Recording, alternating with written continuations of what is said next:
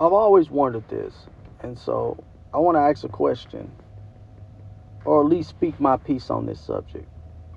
How do you give fighters letter grades? Because what I'm seeing is that if a fighter doesn't fight in a particular style, they automatically get a lower letter grade. But wouldn't different styles have different letter grades within that style? Like, for instance, if I'm a slugger or a brawler, for instance, right? Wouldn't there be different letter grades for the brawler? Wouldn't the brawler who's most effective, would he get an A? And then the guy who's just the average brawler get a C? And the slightly above average brawler get a B? Like, or do you automatically give a guy who fights in a slugger style or brawler style, do you give him automatically a C because he's not as elegant and as graceful as the classic outboxer or the slick boxing style that you're used to? I've always wondered that because I just see people giving out letters and then they give them out so fast. Like, I see people, they don't break down the fighter. They not breaking down their jab, the head movement, the foot movement. You know, can they fight backwards? Can they fight going forward? How is their chin? How is the power? I mean, they'll see somebody for 30 seconds, won't even know the person. C-class fighter. Right? Watch one fight maybe. C-class fighter. One round. Oh, he a D-class. Like, how do you give out these letter grades? Because if we're just giving the classic outboxer a A because he has a good jab and he looks like he got good head movement and he's moving gracefully on his toes and everything, that's fine. But what happens when he can't beat the brawler style or the slugger style or the swarmer style? What happens when he can't beat the rest of these styles? What if effectiveness to me, effectiveness determines what letter grade you would get if I was to give out a letter grade. Right?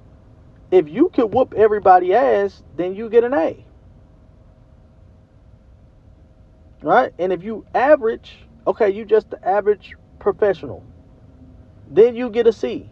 Right? You could whoop all these low tier guys. The moment you step up in competition, you don't really rise to the occasion. Like a guy like Shawn Porter, despite the fact that he's a champion, he lost all of his big fights. So I couldn't see how I would give Shawn Porter anything more than a B if I had to give letter grades. Right? And the guys that beat him would be on that A tier. But I don't see how you can give him a B. But then it gets confusing because Danny Garcia was so dominant at 140. And I guess you would have to give Danny Garcia a letter grade of A at 140. But then he lost to guys like Shawn Porter. So what letter grade does he get? Is he now a C-class welterweight? Do your letter grade change when you change weight classes? When do we reevaluate the letter grade we gave you? Because I guarantee you at some point, Adrian Broner was an A on everybody's list. There's always exceptions. I know you didn't really like him. I already know what people be thinking. But for the most part, Adrian Broner was an A-class fighter. And so what did we give Marcos Maidana? What, a C, a D, right? Because he don't fight in that traditional style. He don't move his head the best. Jab ain't the greatest. Foot movement ain't the slickest, right? He's not that graceful. But then he gets in there and he puts paws on Adrian Broner. So does his letter grade go up? I get very confused when you guys do this. And you really only do this to be dismissive of the opponents of fighters you don't like. That's the only time I ever really see this being done. Like, I remember when Dimitri Bivol was fighting, about to fight Canelo. And because people don't like Canelo particularly, they kind of, oh, Bivol ain't that good. You know, Euro bum, C-class fighter. I mean, he's not that quick, right? He's definitely not the quickest guy. But he does have some speed. He does fight in that traditional European style. But you would have to give him an A at the top of that style, right? And then he gets in there with Canelo and he thoroughly outclasses him. So then what happens to his letter grade? Does it go up? Now he ain't a Euro bum no more? I made a video about Derrick James. And I said Derrick James doesn't understand off-script fighters. And what I mean by off-script is typically, especially in America, we have our own biases. And there's nothing wrong with being biased. There's something wrong with you being dismissive and bigoted. Then we got an issue. But there's nothing wrong with being biased. Hey, man, you like your culture. You rock with your culture. In my opinion, you're supposed to.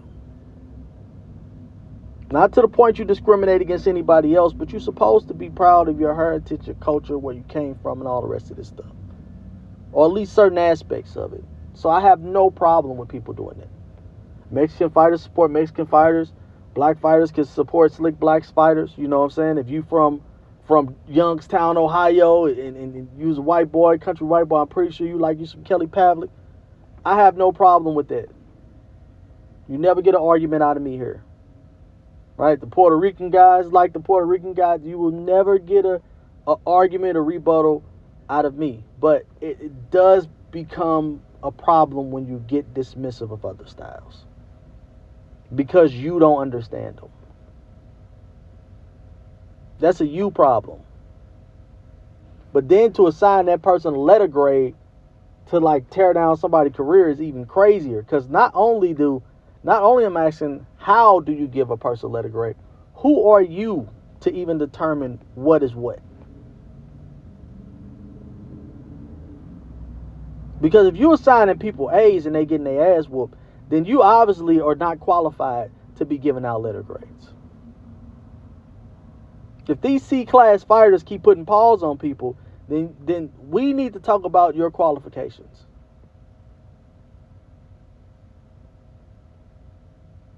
And that's what I essentially meant about off-script. Some fighters don't look good. But boxing is all about effectiveness. Does it work? I'll give you an example.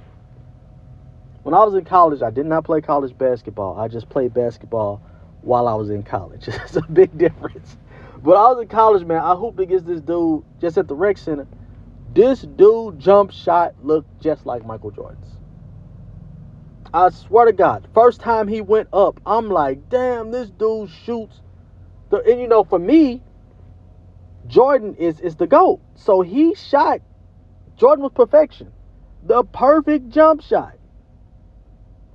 He even kind of looked like Jordan. About the same skin tone, round ass head, wasn't as tall. He was on about 6'3". Shot just like Jordan. But that shit didn't go in. He had to shoot about 20% from 3-point line. But it looked good. He looked good doing it. That shit, I mean, it was majestic. It was the perfect jump shot. Just like Michael Jordan. Only his jump shot never went in. And that's how I feel about some of these boxers. That shit looks good. Oh, man, the jab looked good. The foot movement looked good. Go watch some old Amir Imam. Man, he can crack. The jab was good. After about round 5, he's done. Right? Ramirez beat him. I mean, like, it don't matter how you look. It matters, is it effective or not? I just don't understand how y'all keep giving letter grades out and being wrong. In that case, everybody on that A tier should damn near be undefeated, because it ain't. You're barely giving out the A's.